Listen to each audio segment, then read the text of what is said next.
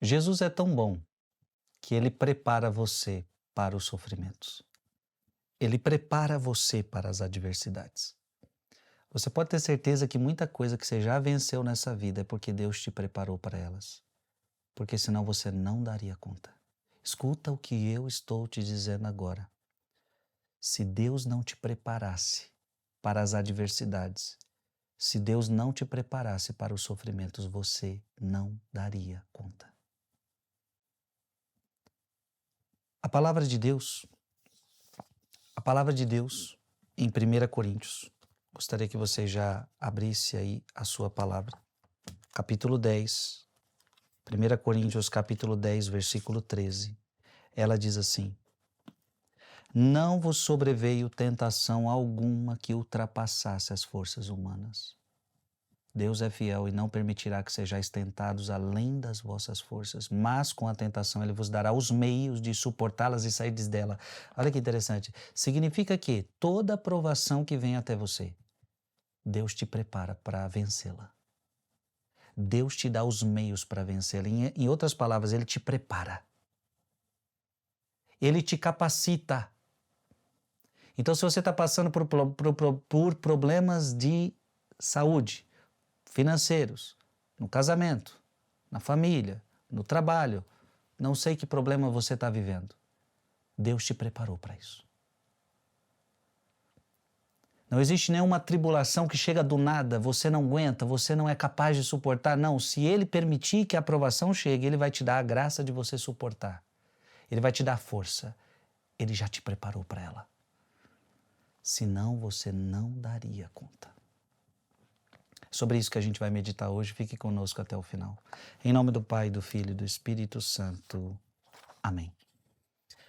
Mateus capítulo 20, versículo 17 a 28. Naquele tempo, enquanto Jesus subia para Jerusalém, ele tomou os 12 discípulos à parte e durante a caminhada disse-lhes: Eis que estamos subindo para Jerusalém.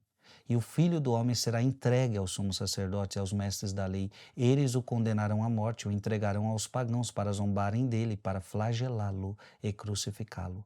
Mas no terceiro dia ressuscitará. A mãe dos filhos de Zebedeu aproximou-se de Jesus com seus filhos e ajoelhou-se com a intenção de fazer um pedido. Jesus perguntou: O que tu queres? Ela respondeu: Manda que estes meus 2 filhos se sentem no teu reino, um à tua direita e o outro à tua esquerda. Jesus então respondeu-lhes: Não sabeis o que estáis pedindo.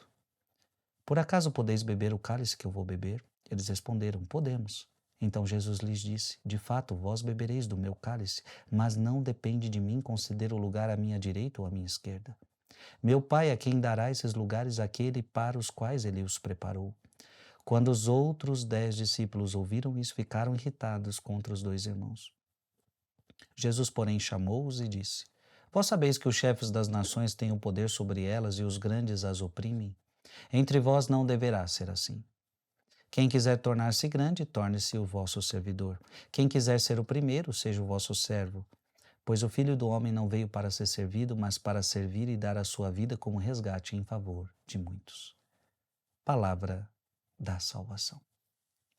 Um autor anônimo diz sobre este texto: E por que ele prediz a eles o mistério de seu sofrimento? Veja que Jesus ele está falando para os discípulos: eu vou morrer, vão zombar de mim, serei flagelado, serei crucificado, mas no terceiro dia eu vou ressuscitar. Por que que Jesus avisa antes?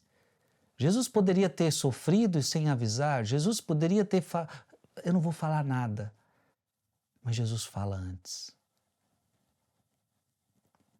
Por que ele prediz a eles o mistério do seu sofrimento? Porque toda adversidade que surge subitamente para as pessoas parece além da esperança e muito grave. Mas quando nos preparamos contra ela, quando ela nos alcança esperando por ela, é mais leve do que seria se viesse de forma inesperada. Verdade, não é? Jesus está preparando os discípulos para aquilo. Imagina se chega de uma forma inesperada. É muito pior do que algo ruim que a gente já está esperando. Portanto, Jesus lhes anuncia sua morte futura para que, quando chegasse aquele dia de sofrimento, não os perturbasse, pois sabiam que essas coisas estavam para acontecer.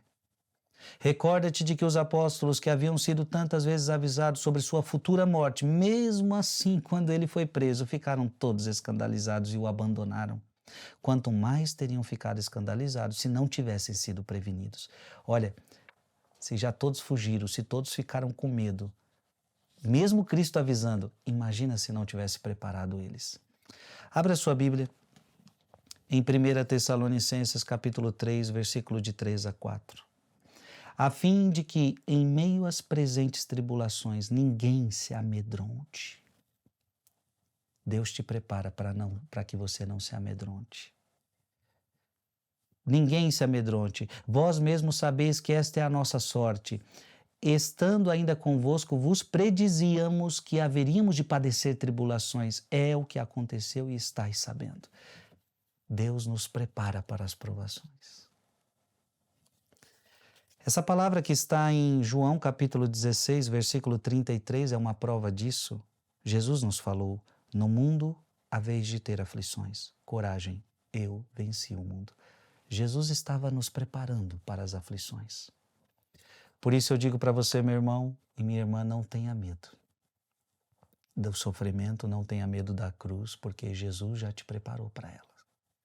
Tudo de ruim que você vai passar, todo sofrimento que você vai passar, Jesus já te preparou para ele.